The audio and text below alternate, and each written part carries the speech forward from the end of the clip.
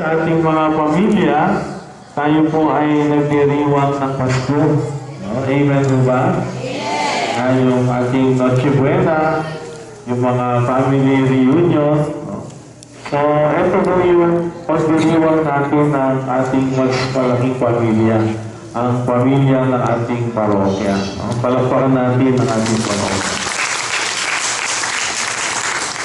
So, siyempre, sa anumang pagdiriwang, may kainan. No, nagkainan po tayo. At merong bigayan na regalo. Ito po yun. No? At kanina, meron din mga nag-present. No? So, lahat po ng nakisa doon, palakpakan din po natin. At siyempre po, yung mga nagbigay din ng mga raffle items. Palakpakan din po natin. At lahat ng kumilos, kumalaw dito po sa ating programa ngayon, palakpakan dito natin.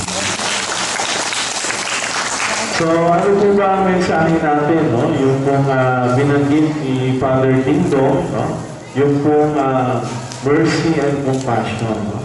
So, sabi mo ng ating Santo Papa, dapat daw ipresenta ng ating simbahan, no? Si Kristo bilang habag ng Diyos. No? Di ba nung dumating si Jesus sa lupa, pinadama niya ang awa at habag ng Ama. No? Amen po ba? Amen. At kanina mo, nag-share po tayo ng konti sa internet. No? Sabi mo ng ating Santo Papa, ang Pasko ay regalo ng Diyos sa atin. No? Amen po ba? Amen. At lahat tayong tao, mula sa pinakabanal hanggang sa pinakabusangan na kriminal, binigyan ng kakayahan na tanggapin ang regalo ito. So, kaya lang, syempre, no, di ba yung narinig natin sa mga pagbasa ng Pasko, merong dilim, merong liwanag. No? So, maging sa ating pagkatao, meron din, merong dilim at merong liwanag. So, dapat ang papanalunin natin syempre ay ang liwanag. No? Amen mo ba? So, sa ating pagtitipon ngayong gabi, naniniwala mo tayo na nadaig na ng liwanag at dilim. No? Amen mo ba? Napakatuloy natin ang Panginoon.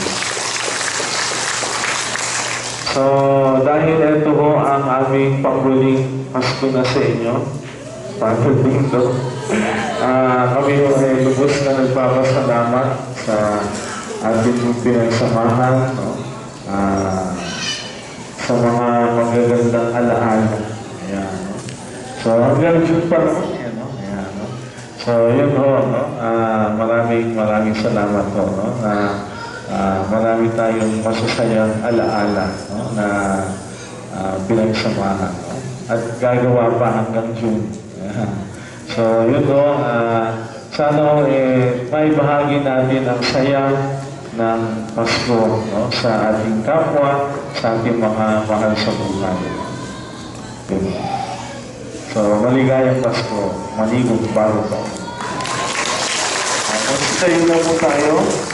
Sumayin niyo ang Panginoon. Naway pagpalain kayo at ang inyong mga pamilya, mga community, na mga pangyarihang Diyos, Ama, at Anak, at Espiritu Santo. Magandang yun.